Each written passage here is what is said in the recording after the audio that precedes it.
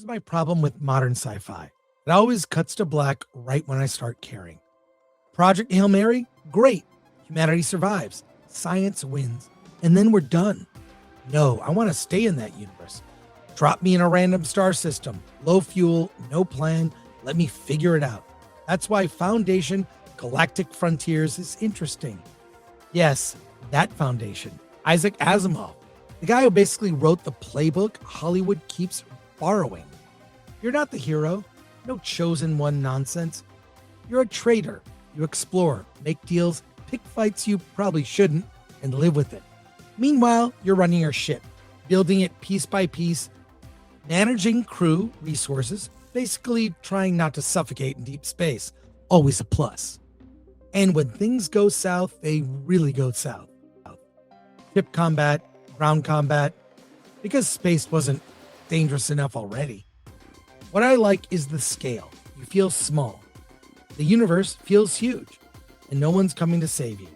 That's sci-fi. Check the link in the description or scan the QR code to download it. Mobile, PC, your choice.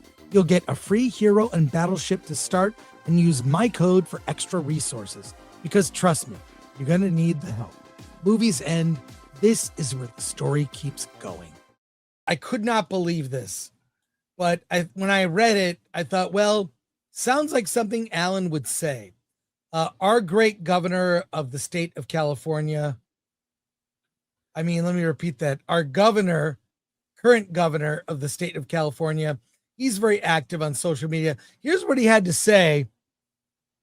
He said, film and TV shows powered by the Film California tax credit have won 55 major entertainment awards since I took office. That has generated $1.8 billion in economic activity, 8,300 cast and crew hires, 116,000 jobs for extras, and a major boost to local economies across California. Here he has some of the, and then Alan said, being a smartass, you said, why don't you read it? Yeah, 5 of the 6 projects in this image are over 3 years old. Nice try. You know, we've talked a lot about how the industry is in decline, how LA is turning into the new Detroit, which is really disheartening. Alan, what are your thoughts? What are my thoughts? This is a governor who, I don't know. If you live in California or you are on X and you follow him, he likes to cherry pick his statistics. He will only present the best ones, and then he will provide zero context for the positive ones, like this one. You know, when Euphoria, I guess they're doing a new season, but back in the heyday of Euphoria, Everything Everywhere All at Once, King Richard, for crying out loud. That was the slap at the Oscars.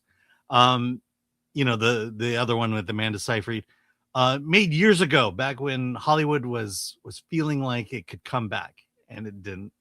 And guess what? You couldn't make any of these movies in LA today, except maybe the studio. None of them. And not only that, there's more news on this. Here it is. Sony Pictures Entertainment is expected to lay off hundreds of its employees in the coming months in what's being described as a massive reorganization across its film and TV divisions. Yeah, this is, and then there's the corporate speak here. I don't even know if you want to read this, Alan, but do I? Okay. Over the past year, we have sharpened our strategies and clarified where we believe the greatest opportunities exist, says CEO Ravi Arhuha in a memo to staff on Tuesday.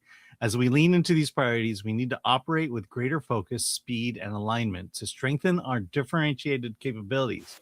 To support our growth, we are aligning with organization with where the business is going, not where it's been.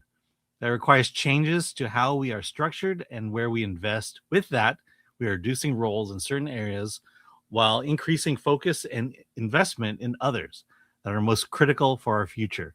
This means that some of our colleagues will be leaving the company. These are difficult decisions. They impact talented people who have contributed meaningfully to our work and culture. We are grateful for their contributions, and our P&O teams are committed to supporting them through this transition. Yeah, it's sad, but I mean, the number of stories I could bring up comparing California or Hollywood with Detroit, there are a lot. It's very disheartening. And where do we go from here at this point? Where do we go from here, Alan? I want to hear what you think, and then I'll give you my thoughts. Yeah, well, I mean, the basic problem was a couple of years ago, studios spent money like there was no tomorrow, like everything was going to be $1 billion hit, and now it's coming to bite them in the ass. And so here, what does it mean? It means, I mean, they're doing what any business should do. Where are we successful? Let's lean into that. What are the potentials in the future? Let's lean into that, and everything else we got to get rid of. I think there was a deal recently within the last few months where Sony made an exclusive deal with Netflix. So Sony's not going to have its own channel, but Netflix is going to get all Sony films for an exclusive amount of time. And so that's, they're just making the decisions they have to make in order to survive in today's climate. Well, look, I grew up in Royal Oak, Michigan, just outside of Detroit, about 3 miles outside of Detroit. I saw the decline firsthand. I lived in downtown Detroit when I was in college. Yeah. It's bad. And what I'm seeing in parts of LA right now, it's Detroit 2.0. Mm-hmm. It's happening. And what happened was Detroit was the capital of the auto industry back in the day, 60s, and then the decline happened 70s, 80s, and now it's diversified. They make cars everywhere. There are plants all over America. There are plants in Mexico. They make cars in Japan. They make them for the world. But Detroit really owned the industry, right, at least in North America. And they took it for granted. Yeah. And that's what's happening in Hollywood now. And we're going to get more and more stories like this Sony story right here.